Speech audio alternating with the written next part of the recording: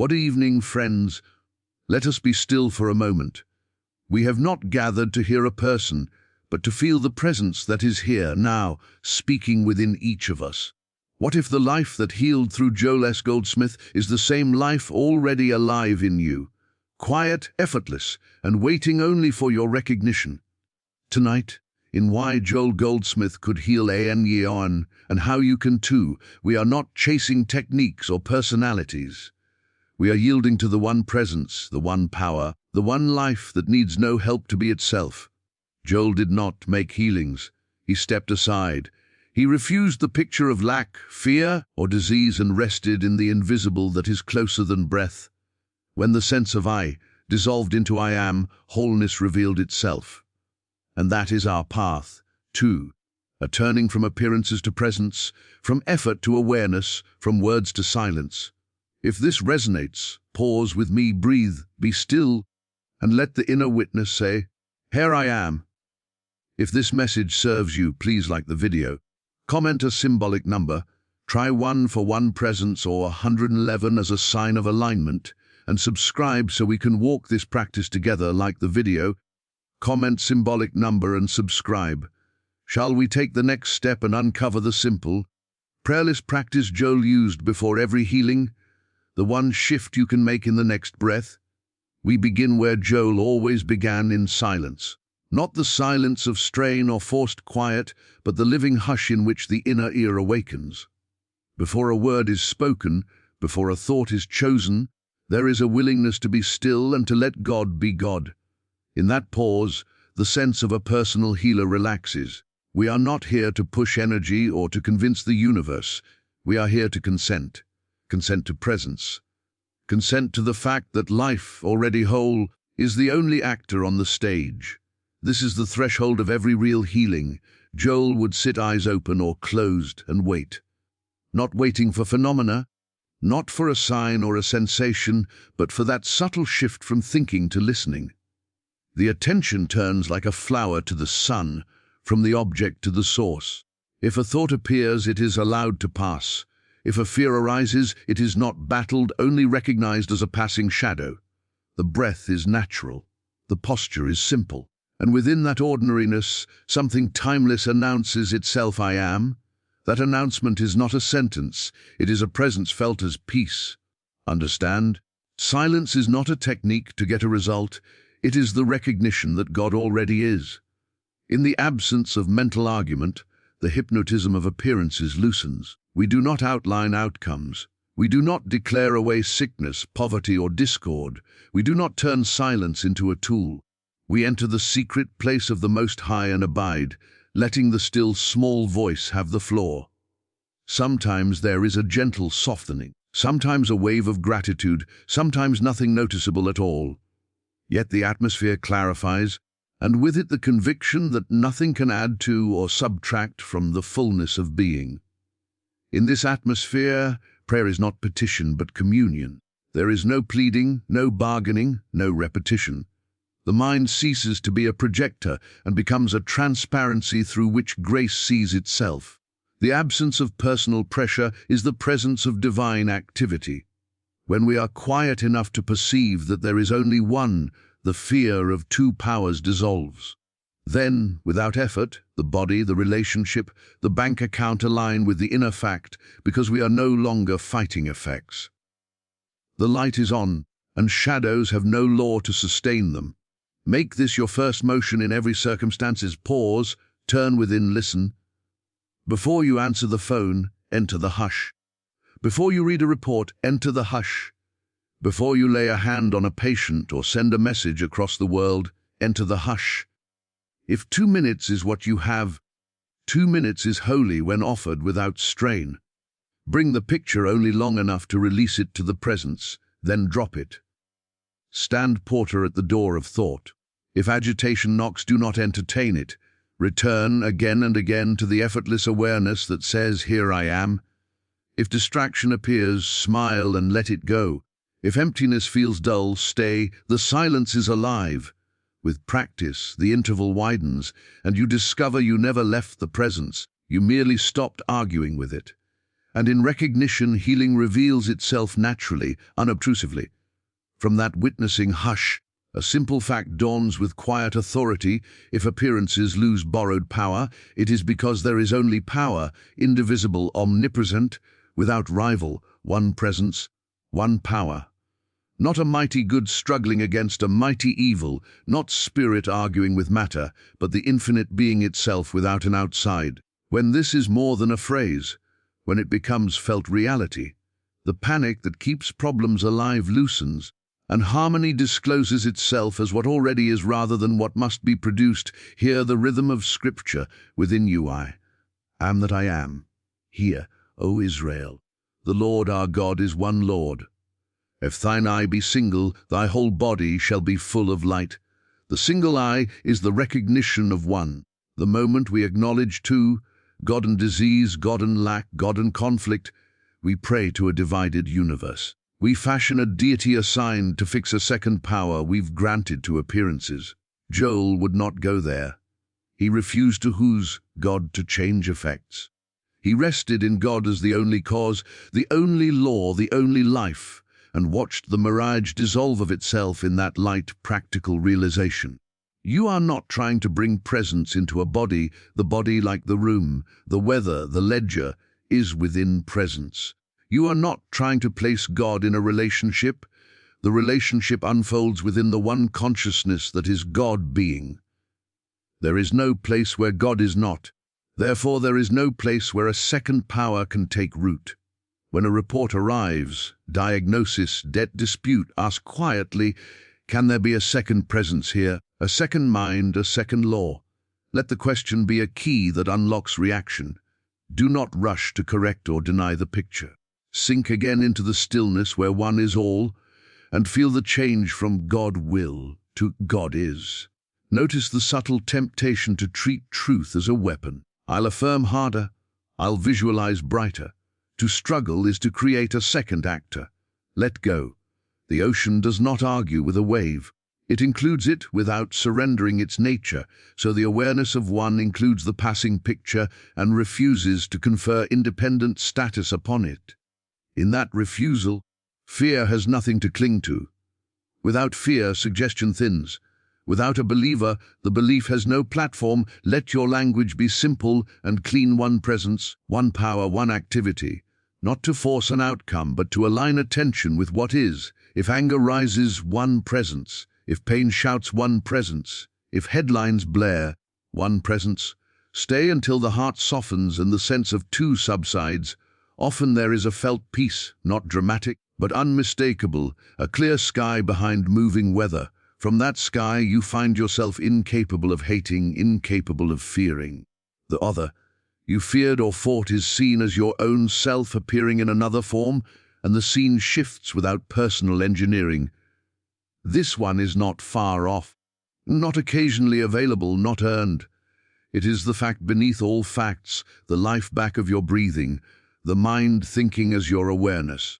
When you stop dividing the field, guidance becomes obvious. The right word presents itself.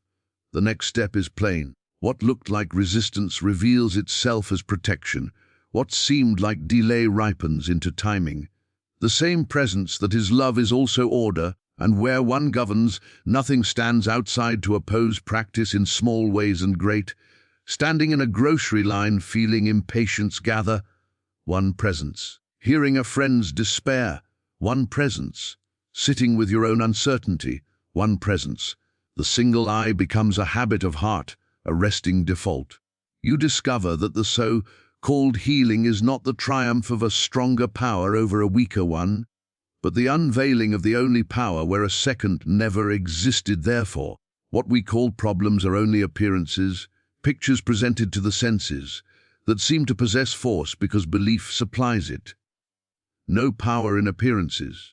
A shadow cannot bruise you, a mirage cannot wet your feet, a nightmare cannot leave finger marks. The hypnotism lies not in the picture but in the conviction that it can act, compel, or threaten. When belief is withdrawn, nothing remains to operate. This is not denial of experience, it is denial of independent causation to what parades as experience. Take pain, for example. Sensation surges, memory attaches meanings, fear builds momentum. Notice the sequence picture: interpretation, fear, reinforcement. Break the chain at its root by refusing to attribute power. Name it only a claim of sensation without law, without source, without mandate in God. Do not strain to send. Peace into it, rest in the presence that is peace. In that resting, fear has no fuel. Deprived of your complicity, or the appearance loses the engine that seemed to drive it. Judge, not according to the appearance, but judge righteous judgment. Righteous judgment is not optimistic gloss, it is spiritual discernment that sees through to cause. Because God is one presence and one power, anything claiming separate cause is without authority. It has no principle to sustain it, no substance to form it, no life to animate it, no mind to think it. This is why Joel spoke of the nothingness of error, not as a slogan, but as clear seeing that leaves nothing for the error to rest upon. Make this functional in daily life. When a diagnosis arrives, do not argue with the report or pretend it doesn't exist. See it as an appearance reporting on appearances. Acknowledge there is no power in a report, no power in a label, no power in fear. Only God is cause, and cause determines effect. Turn from the paper to the presence. When a bank statement threatens, recognize the page as ink and arithmetic. Supply is not a digit, but the activity of life as your being, and digits cannot throttle life. This inner stance is not passivity. You will still take human footsteps, consult, treat, reconcile, pay, apologize, as guidance directs, but you will not take them as power. The Master told Pilate, "Thou couldest have no power at all against me, except it were given thee from above." That sentence is the end of intimidation. If all power is from above, from within, from God, then appearances wield none of their own. Action is then clean, proportionate, free of panic, because it proceeds from the awareness that nothing external compels or threatens the life that is living you. Consider headlines that shout calamity. If you absorb them as power, you will carry the world's fear in your chest and call it responsibility. If you meet them as appearances without independent law, compassion is freed from fear's magnetism. You can pray without partisan heat, give without anxiety, serve without burnout. The appearance is allowed to pass before the single eye, and in that clear gaze the only power registers itself as wisdom, timing, provision to keep steady. Practice immediate disinvestment. The moment you feel push, label the push impersonal, then return to the felt sense of presence. If arguments rise, "But this is serious, but this is urgent," gently ask, serious to what? Urgent to whom? The self that is God's expression cannot be cornered by a clock, and what is not God's self has no ability to corner.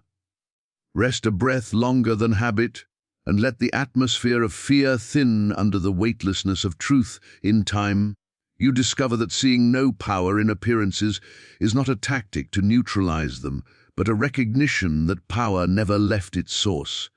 And because it never left, it is here, being itself as peace, as clarity, as the quiet sufficiency that carries the next step without strain, and in that ease, the center becomes evident. I am, not the little, that collects roles and stories, but the naked awareness before any label, your true selfhood that is God expressing.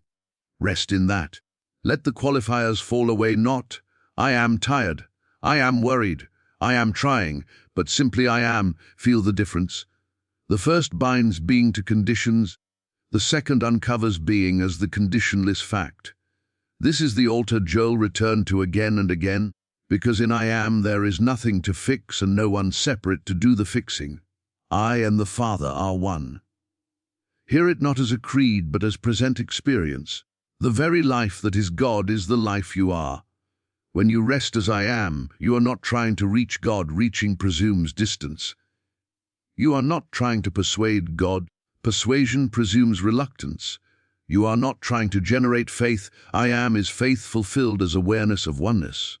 Abide as that, even for a breath, and you will notice the grinding sense of self, effort loosen. A quiet stillness arises, alert and tender. What does not need to seize the wheel? Resting is not passivity, It is alignment. Like a boat slipping into the river's current, your action becomes movement with rather than struggle against. In this rest, thoughts simplify. The mind, once busy organizing outcomes, becomes transparent to inspiration. A word arrives when needed. A delay reveals its wisdom. A conversation once dreaded opens in unexpected warmth. The rhythm that carries galaxies proves sufficient for your day, and you taste the meaning of "be still and know that I am God." Make it concrete. When fear flares, do not chase it with arguments. Feel into the living sense of I am prior to the fear. Let the breath slow without forcing it. Notice the body supported by the chair, the floor by the earth, the entire scene appearing in the spaciousness of awareness. Not as a plea but as recognition. Here I am. Allow the nervous system to take that in. If images insist, do not negotiate. Return to the simplicity of being. The power is in the resting, not in mental fencing. When someone asks for help, do not pick up the persona of healer. Rest in I am. See your brother or sister not as a separate sufferer, but as the same I appearing in another form. Let your inner gaze be soft and inclusive. Without planning, a line of truth may come gentle, proportionate, or there may be silence. Trust both. In the atmosphere of I am, what needs to be said is said, what needs to be done is done, and what needs no doing is left untouched, free of guilt or compulsion. Notice how language shifts from strain to sufficiency. To I am, from I must fix this. To I am, from what if? To I am. This is not avoidance but accurate identification. The vine does not anxiously engineer the fruit, it abides and fruit appears. I am the vine, ye are the branches. Abiding is your only requirement, and from abiding flows the clarity to take precise human footsteps without mistaking them for cause.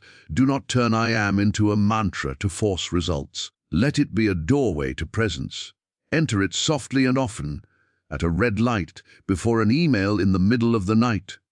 Over time, the baseline of agitation lowers, and a deep trust takes root, not in circumstances but in the one living as you. You will find that rest itself heals, muscles unclench, breath deepens, immune systems balance, conversations reconcile, not by your prowess but by the natural order unveiled when the person steps aside and the I am is allowed to be what it is, opening the way for grace to do the work without your interference, which is to say, grace is the activity of God as your very being, not a force you summon or a technique you perfect. The moment the sense of personal doa softens, transparency appears, and through transparency the infinite finds unobstructed outlet. You do not add light to a room, you lift the shade. You do not push the river, you enter its current. Grace flows as what already is when interference, fear outlining, pride of method, falls away. Grace is not caprice, it is law, the order of one presence revealing itself as harmony. It does not oppose appearances, it renders them irrelevant by disclosing cause. Sometimes that looks like an immediate change in conditions, sometimes it unfolds as timing that proves wiser than our plans. Our part is to refuse deadlines for God, to abandon blueprints for outcomes, and to remain available. Availability is prayer without words. Here I am. Be what you are as you will. Through this instrument unresisting, when a call for help comes, resist the reflex to project effort. Do not scan symptoms with a spiritual stethoscope. Return to silence, impersonalize the report, and rest in I am. If a word arises, let it be simple, unforced. If only quiet comes, trust the quiet. Often the first fruit is peace, a palpable easing even before evidence shifts. Do not measure the holy by the clock.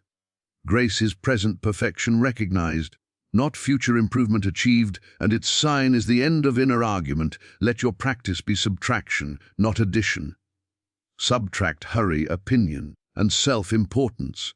Subtract the insistence that healing must take this form at this hour to prove itself. Subtract the belief that more declarations equal more power. Not by might, nor by power, but by my spirit. Each small surrender clears a channel. Each refusal to outline returns authority to where it belongs. Each breath that releases the reins widens the aperture through which harmony pours in the body. Grace appears as coordination, functions normalize, pain loses narrative, rest deepens without you managing it. In relationships, where grace unwinds knots you could not reason through, softens a heart you could not reach by persuasion, prompts the right word or the wisdom to be quiet. In supply, grace reveals avenues unnoticed, closes doors that would bind you, opens ones that bless beyond arithmetic. None of this is accomplished by spiritual engineering. It is the natural evidence of one cause recognized as the only cause. Watch for the telltale humility of grace. Where grace acts, pride cannot root. There is no boasting, only gratitude and awe at the ease with which what once seemed immovable becomes light. You find yourself free of the compulsion to broadcast results or to defend a method. You notice a freedom from fear's bargaining and from guilt's recriminations. The atmosphere is gentle, unhurried, spacious, and in that space the next simple step is clear without strain. If nothing appears to change, stay out of the workshop of mind where timelines are hammered and verdicts rendered. Notice impatience as the old habit of a personal fixer reasserting itself. Return to one presence, one power. Let the prayer bead lie being is the only being here. Refuse to diagnose spirit by surface weather. The sky is not troubled by clouds. The self is not altered by symptoms. Grace is not delayed, only unrecognized when attention is absorbed by appearances. Keep the human footsteps ordinary and precise. Make the call you are led to make. See the practitioner or physician you are guided to see. Apologize when you sense you should. Rest when the body asks. Give where you feel prompted. Do these without superstition, without assigning them causative power, as footprints left by a tide that is already moving. Allow outcomes to be discovered rather than manufactured. Let gratitude arise before evidence, as evidence of its own, and move as you are moved.